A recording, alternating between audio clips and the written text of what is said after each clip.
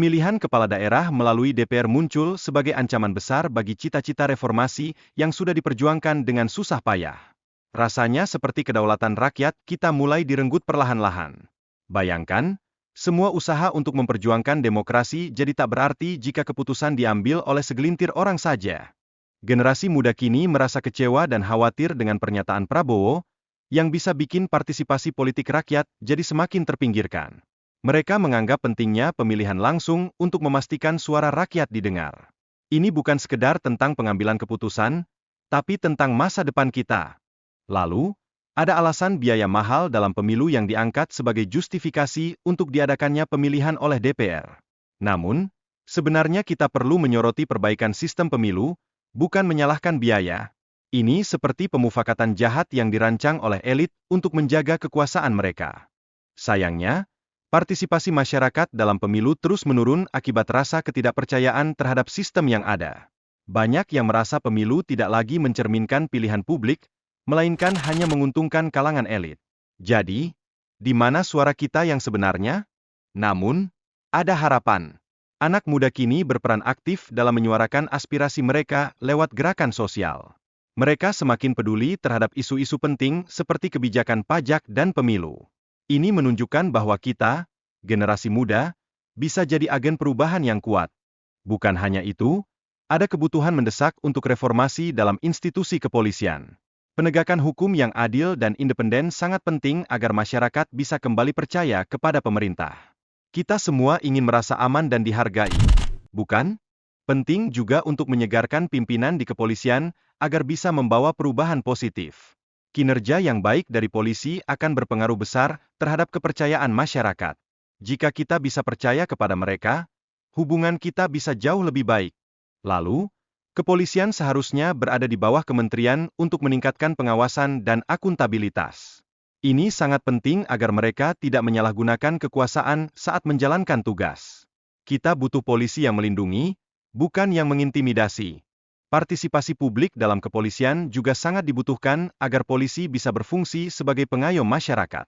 Dengan keterlibatan kita, hubungan antara polisi dan masyarakat bisa meningkat.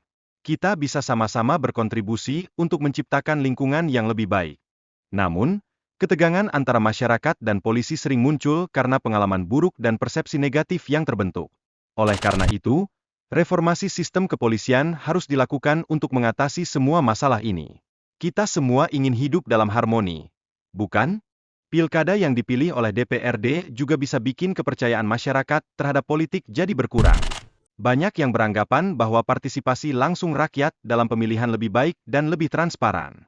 Kita semua berhak tahu apa yang terjadi di pemerintahan.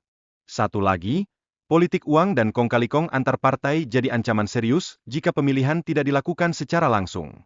Hal ini bisa bikin kualitas demokrasi dan partisipasi politik masyarakat semakin memburuk. Kita butuh politik yang bersih dan jujur. Tapi, tingginya biaya politik seringkali dijadikan alasan untuk menolak pilkada langsung. Padahal, banyak pemborosan anggaran dalam pemerintahan yang tidak dipertanyakan.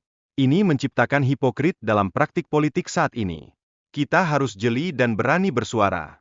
Generasi muda diharapkan lebih kritis dalam mengamati kebijakan pemerintah dan terlibat dalam politik. Kita harus bisa mengubah pandangan apatis terhadap politik. Kesadaran politik di kalangan anak muda sangat penting untuk masa depan demokrasi kita. Ingat, politik seharusnya jadi alat untuk menciptakan kesejahteraan dan melayani masyarakat, bukan untuk kepentingan segelintir orang. Gerakan politik yang berlandaskan pada gagasan dan keadilan harus didorong agar lebih banyak orang terlibat. Kita adalah masa depan. Nah, kebijakan yang diambil oleh generasi muda dapat menentukan harga kebutuhan sehari-hari, seperti kopi dan rokok. Ini menunjukkan betapa pentingnya peran anak muda dalam pengambilan keputusan. Kita bisa membuat perbedaan, guys. Anak muda seharusnya tidak hanya mengandalkan orang tua dalam posisi kekuasaan. Kita harus berani mengambil alih dan menunjukkan kemampuan kita. Saatnya untuk bersuara dan bertindak, karena masa depan ada di tangan kita. Akhirnya, kepolisian juga membutuhkan generasi muda yang siap untuk melakukan perubahan. Kegelisahan yang dirasakan oleh polisi muda harus menjadi motivasi untuk merebut kembali hak mereka. Mari kita bergandeng tangan untuk menciptakan perubahan yang lebih baik.